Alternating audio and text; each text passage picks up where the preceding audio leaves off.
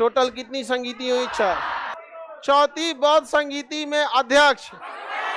History class 16 Khan sir के द्वारा पढ़ाए गए इतिहास को हम संक्षिप्त में पढ़ रहे हैं। आज क्लास 16 को पढ़ेंगे। पिछली क्लास में बौद्ध धर्म के बारे में पढ़ रहे थे, अब उसके आगे को देखते हैं। महात्मा बुद्ध ने त्रिरत्न दिया था। पहला बुद्ध, जिसमें बुद्धम शरणम गच्छामि यानी बुद्ध के शरण में आओ। दूसरा संघ यानी संघम शरणम गच्छामि, संघों के शरण में आओ। तीसरा धम्म, धम्मम शरणम गच्छामि, धर्म के शरण में आओ। बौद्ध धर्म में 2 भागों में प्रमुख व्यवस्था थी। पहला भिक्षुक, ये लोग पूरी तरह से घर द्वार छोड़ के बौद्ध धर्म की उपासना में लग जाते थे। दूसरा उपासक, ये सांसारिक जीवन में रहकर बौद्ध धर्म का पालन कर सकते हैं। इनके पास 2 प्रमुख दर्शन का ज्ञान था। पहला सांख्य दर्शन का ज्ञान इन्हें अलार कलाम ने दिया था। दूसरा योग दर्शन का ज्ञान इन्हें युद्रा कलाम ने दिया था। महात्मा बुद्ध का सबसे प्रिय शिष्य आनंद और उपाली थे।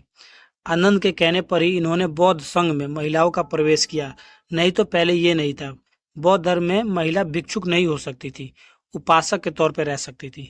बौद्ध धर्म में प्रवेश करने वाली पहली महिला इनकी मौसी गौतमी थी और एक महिला अमरपाली थी जो नर्तकी थी।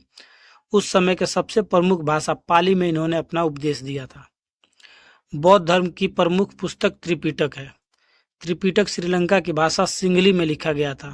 पहला सूत पिटक, इसको बौद्ध धर्म का इंसाइक्लोपीडिया कहते हैं। दूसरा विनय पिटक, बौद्ध धर्म में प्रवेश की चर्चा विनय पिटक में। तीसरा अभिधम्म पिटक, सबसे बाद में अभिधम्म पिटक को लिखा गया था।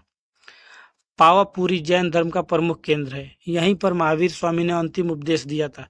इनका निर्वाण स्थल पावापुरी में ही है। जब महात्मा बुद्ध उपदेश देने पावापुरी पहुंचे तब वहां जैन धर्म का एक भिक्षुक था जिसका नाम चंद्र था। उसने इनकी खूब सेवा की और उपदेश देने को कहा और बाद में महात्मा बुद्ध को जहरीला मशरूम खिला दिया, जिसे शुकर मास भी कहते हैं। धीरे धीरे जहर का असर होने लगा और वो पावापुरी से निकलकर वैशाली होते हुए उत्तर प्रदेश के कुशीनगर में उन्होंने अपना शरीर त्याग दिया, जिसे महापरिनिर्वाण कहा गया है।